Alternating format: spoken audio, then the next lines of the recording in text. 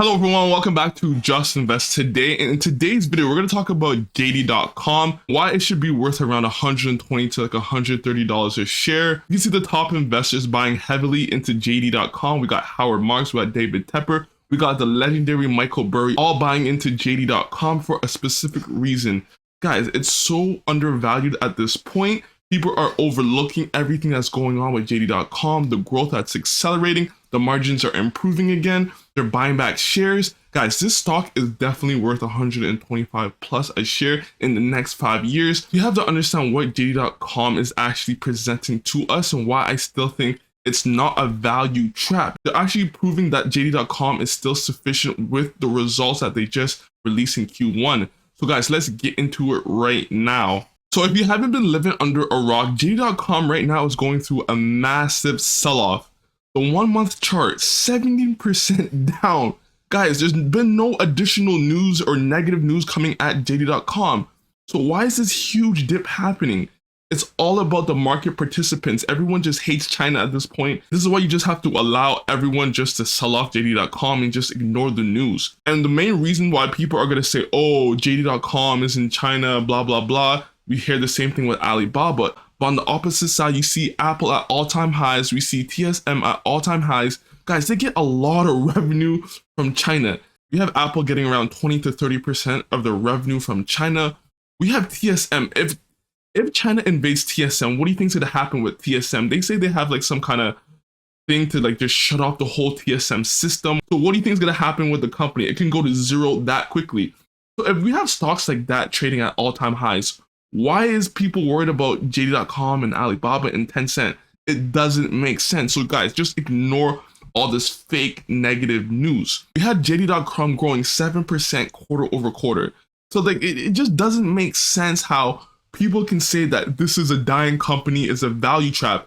Over the last 5 years, revenue grew 19%. We have net product revenues growing around 16% in the last 5 years. We have net service revenue growing around 36% year over year. We can just see that the momentum for JD.com is still growing. So we can understand why people like Howard Marks, David Tepper, and Michael Burry are still bullish on this company because they see growth while the company is buying back shares, issuing a dividend, still trading on the low PE around 13. And this is also what we love to see because they're actually improving their business by their margins. We saw that operating income was at 5.2% in 2023 Q3. It dipped to 2.6%. Now it's back up to 4.1%. So you can see the margins improving. Guys, cash growth is still climbing, man. From 2023 up into 2024 Q1, trailing 12 months, 50.6 billion RMB, and this goes into like $7 billion of USD. So that's $7 billion of cash flow off of a $46 billion market cap company. So that's around like a 15% yield. So what are we seeing? We're seeing a company that's giving us a dividend around 3%, buying back shares around 3%. So that's a 6% of just cash returns to us as shareholders while we wait for this huge explosion. Plus, they're growing free cash flow. I'm projecting cash flow growth around 6 to 7%. I think it might be more, but that's going to be my conservative view in my opinion. Now let's go into the actual business and see if JD.com is improving because a lot of people still have JD.com as a value trap.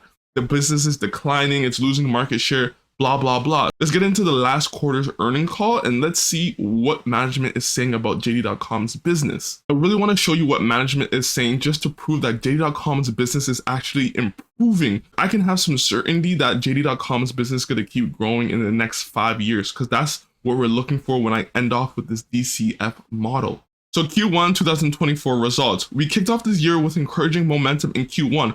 Our top line growth accelerated and market share expanded, while our bottom line trended healthily in the quarter. After spending the past year on strengthening our procurement capabilities and upgrading fulfillment, network, and operating efficiency, our supermarket category recorded double-digit GMV and revenue growth in Q1 with increased order volume and shopping frequency. We expect supermarkets momentum to continue throughout the rest of the year, and it will remain an important driver in the long run with massive TAM, super key. As to user behavior, shopping frequency on our platform delivered a substantial double-digit year-on-year growth in Q1, more than offsetting the decrease in average order value as a result of our low price offerings. This led to a relatively stable ARPU in Q1 compared to the same period last year. In addition, driven by our expanding user base and shopping frequency, our order volume continued to increase at double-digit rate year on year in Q1, a pace we have seen for 3 consecutive quarters. So this business is continuing to grow, seeing healthy shopping frequency. Both our 3P user base and 3P order volume continue to grow at a faster pace in Q1 compared to the previous quarters. Our marketplace and marketing revenues returned to positive growth in Q1 as we navigated one-off impacts in the past quarter. This is primarily driven by the growth in our advertising revenues, while commissions remain soft due to our strategy to prioritize ecosystem development over monetization at the current stage. So if you look at the results of JD.com, how is this business losing market share when the business is growing on all fronts? How can this be a value trap when the business is actually growing while buying back shares while giving us a dividend? When you hear people say this, you just have to ignore them. And that's how we can kind of just go back into our DCF model. We can ignore the noise because people are just going to vote with their dollars and not buy the stock. But it doesn't matter because eventually the company will follow its earnings. If it takes 5 years, 10 years, whatever it is, as long as this business stays durable. Guys, when I put in the DCF model for JD.com, look what I'm doing. I'm putting 6% growth of the free cash flow. I'm projecting out 5 years, share reduction of 3%, and this is what they're saying they're gonna do. Dividend growth rate of around 5%, which is very cheap. A price to free cash flow of only 13. The average has been 15, and I'm saying this in the next 5 years. Discount rate at 10%. Fair value at $80, a future stock price of $127, guys. That's a 34% CAGR. And that's why I'm so bullish on JD.com. That's why we can sit back and wait. It doesn't matter what the market does. Eventually, it will go back to where it's supposed to be. And those are like kind of conservative results in my opinion. Guys, even if the stock doesn't move up as fast as we want to, we're getting at least a 6% return in the dividend and the share repurchases. So guys, keep that in mind as we wait for the stock to recover. Like this video and subscribe to my channel. Peace.